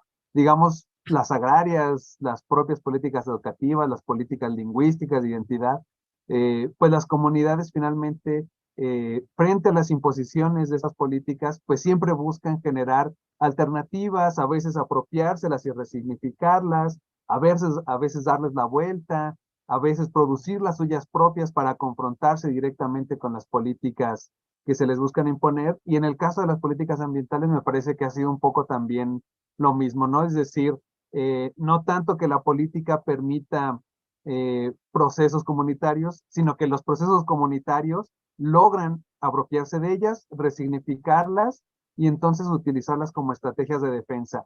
Aunque nuevamente aquí las coyunturas se vuelven justamente importantes y aquí un tema es también con esta parte de las preguntas, pues los megaproyectos, ¿no? Sobre todo en términos mineros, pero ahora con los megaproyectos de la 4T, pues vemos que las áreas naturales protegidas, a pesar de que puedan tener la categoría de patrimonio mundial o de reserva de la biosfera o casi cualquiera de las categorías, pues quedan en un lugar subordinado frente al interés nacional, ¿no? Esta figura también jurídica con la que se justifica casi cualquier tipo de proyecto. Entonces, estas estrategias de defensa, pues nuevamente tienen que reinventarse porque quedan nuevamente subordinadas a una coyuntura específica político-económica que busca, digamos, relanzar la estrategia productiva del país. Entonces tenemos, digamos, balances que van a ir cambiando con el tiempo y estrategias comunitarias que también van a ir cambiando dependiendo la coyuntura.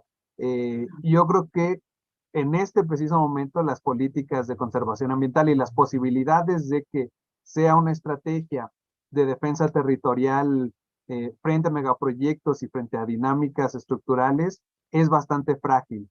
Eh, lo que estamos viendo, lo mismo pasa incluso con las propias consultas, ¿no? En este momento todas esas herramientas han sido apropiadas por el gobierno actual y las comunidades no han podido reapropiárselas para la defensa territorial, ¿no? Vemos el caso del Tren Maya, pues es paradigmático en ese sentido, ¿no? Tanto la facilidad con la que pasó por las ANPs como con la facilidad con la que fue justificada con ese tipo de consultas que se hicieron que no cumplían con los estándares establecidos por la OIT, ¿no? Entonces, vemos justamente que esas coyunturas van cambiando y la forma de relación de las comunidades en este proceso, pues también va cambiando y sin duda será importante ver cómo hay casos, a pesar de todo ello, como decía Leti, a pesar de todo eso, hay casos exitosos, digamos, para las comunidades y para los territorios que logran frenar estos proyectos. Y creo que ahí será importante justamente también poner muy bien el acento para ver, no para replicarlo, sino para ver cuáles fueron las condiciones que posibilitaron eso, ¿no? Pero diría que, digamos que fue a pesar de todo lo otro, ¿no? Y bueno, un poco, bueno, con lo de conservación y patrimonio fue un poco lo que decía hace rato, ya la propia idea de conservación implica la propia producción de la naturaleza como un bien patrimonial porque es seleccionado, porque es valorado por sus características que determinan una serie de sujetos, porque es seleccionado y es puesto para su conservación, ¿no? Entonces ya implica, aunque no tenga una categoría explícita de patrimonio, ya implica la propia producción de la naturaleza como patrimonio. Y aún más como patrimonio mundial de la humanidad, esto implica que una serie de actores a nivel internacional podrían participar evidentemente en la toma de decisiones sobre ello. La cuestión ahí es cómo todo eso genera una vulnerabilidad mucho más fuerte para las comunidades y su capacidad de toma de decisiones, ¿no? Porque hay muchos más actores en juego con recursos mucho mayores que pueden imponer sus decisiones frente a las comunidades, ¿no? En ese sentido, pues sí hay esta relación y la patrimonialización profundiza justamente este proceso.